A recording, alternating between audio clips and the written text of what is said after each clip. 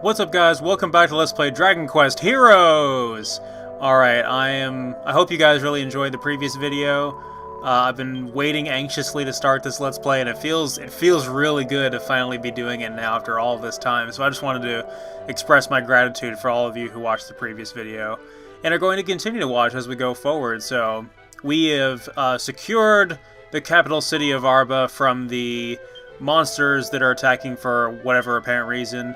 And we're moving on to King Doric's other cities that he rules over across the country, and we're going to be liberating them from the monster threat as well. So that's the basic focus of our campaign right now.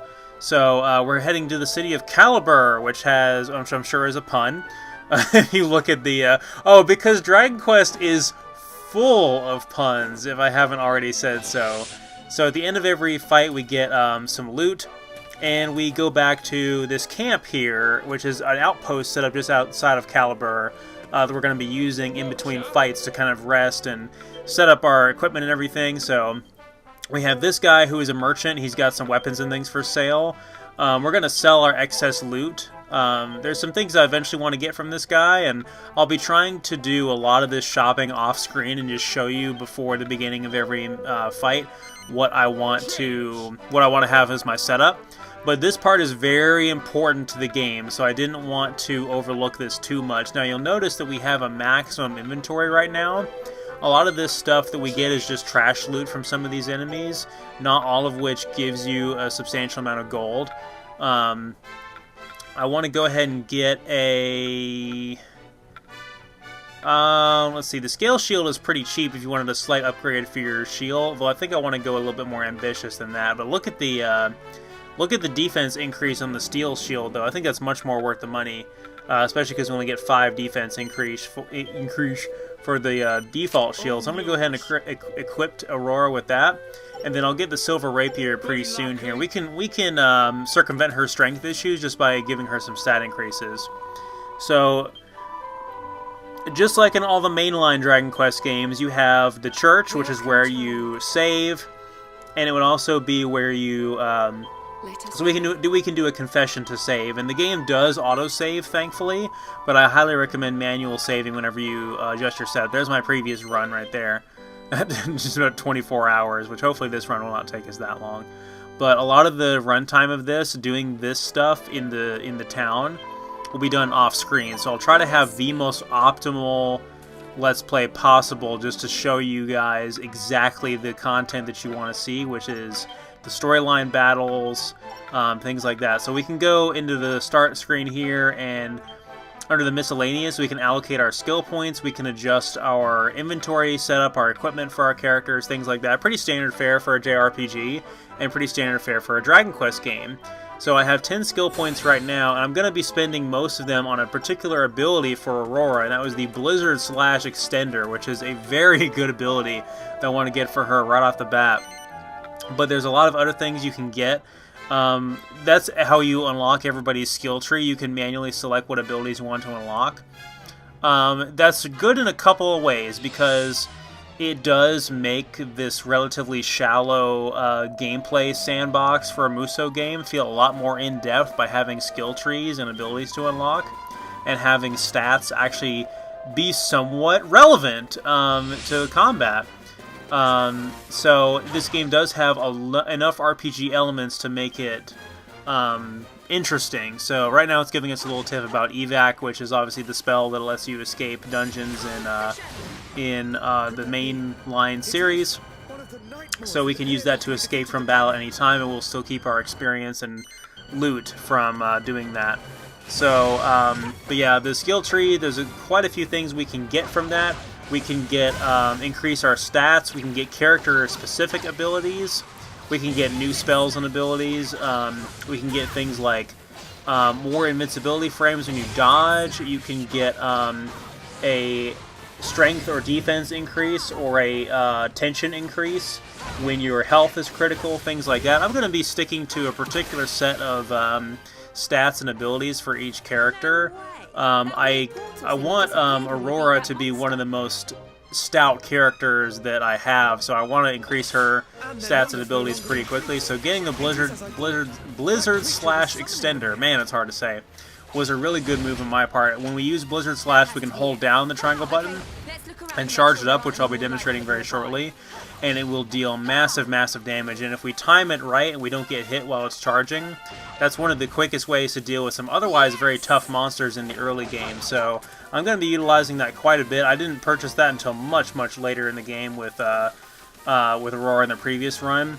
But Lucius is going to have his regular Searing Slash, so it's going to make him a little bit more fast-paced and her a little bit more of a heavy hitter in certain instances. So we haven't quite unlocked the ability to switch characters yet, but I will be doing that whenever it becomes available to us. So let's go ahead and talk about the fight we're in right now. So we're in the meadows just outside of Caliber on the way over there, and the meadows are infested with slimes, as you can see. We have a couple new enemy types. We have the she slimes, as you can see here, which are the red slimes.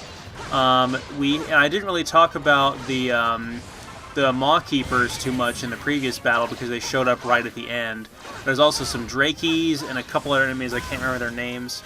I'm going to have to look that up because the bestiary is very important with this game as well. But it will be more important later.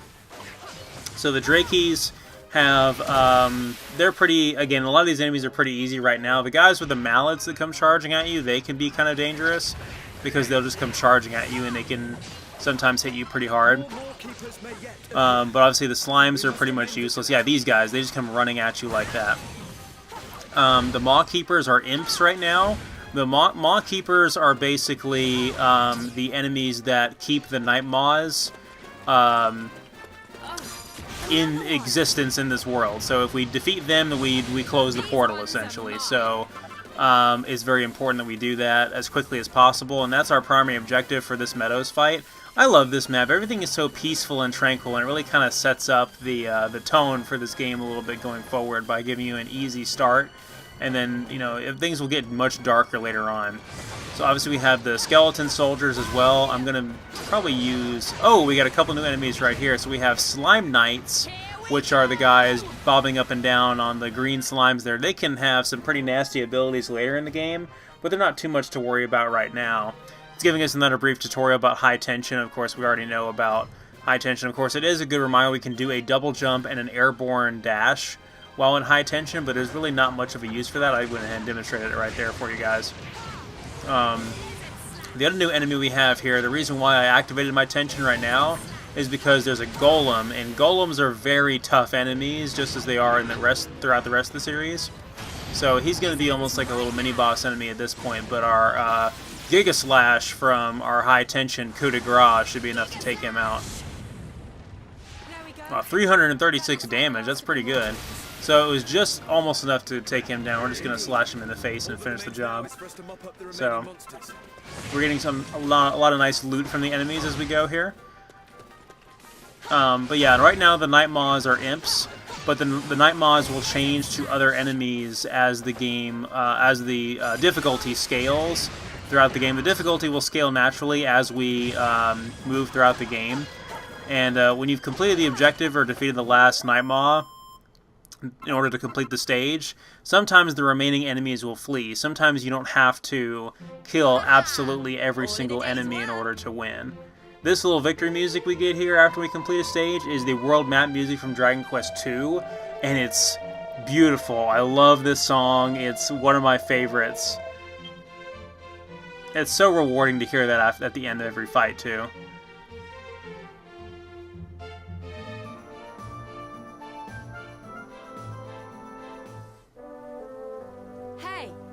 Alright, not bad.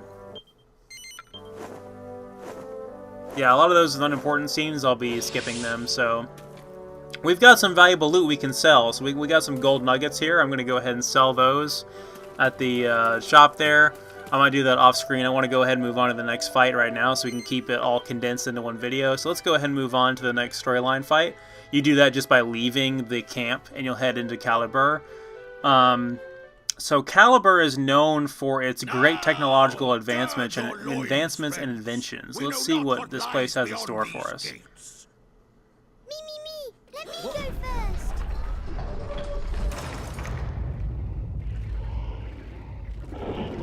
Well, of course there's monsters there. It wouldn't be any fun if there wasn't. Here too, just as we feared. this doesn't look too good. So what do we do? Fear not. I have devised a winning strategy. We begin by falling back, thereby lulling the enemy into a false sense of security. When they lower their guard, we strike. Wait for my signal, and then we On advance. second thoughts, forget it. What?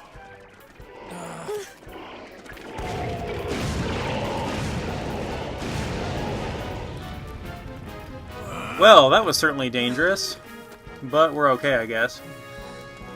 That was a close shave, wasn't it? Oh, hello, hello. Confounded. My strategy did not account for the intervention of a third party. Oh, wow. That was amazing. You really saved our bacon. Thank you Fool! so much. We've yet to establish if this woman is friend or foe. Charmed, I'm sure. I don't believe we've had the pleasure. I'm Isla, head of the Institute of Ingenuity. It's nice to meet you, at last. Your timing is impeccable as ever, my dear. We are in your debt. Glad to be of service, Your Majesty. Oh, you're a jumpy one, aren't you? But I have to say, I like that in a man. Makes you all the more fun to dissect. You mean to study me? I fear I may prove a rather complex case. Oh, get over yourself. She's joking, you idiot. Oh, I never joke about my work. Why don't you pop by my lab one day and let me take a look at you? Brave Captain. What? Wait, that's enough of that. Oh, come on. There will be time for that later. But first, you must help She us must find know our I'm a way sucker around for town. redheads. If we are to protect this place, we shall have need of your incomparable talents. Oh, it would be my pleasure, Your Majesty. Besides...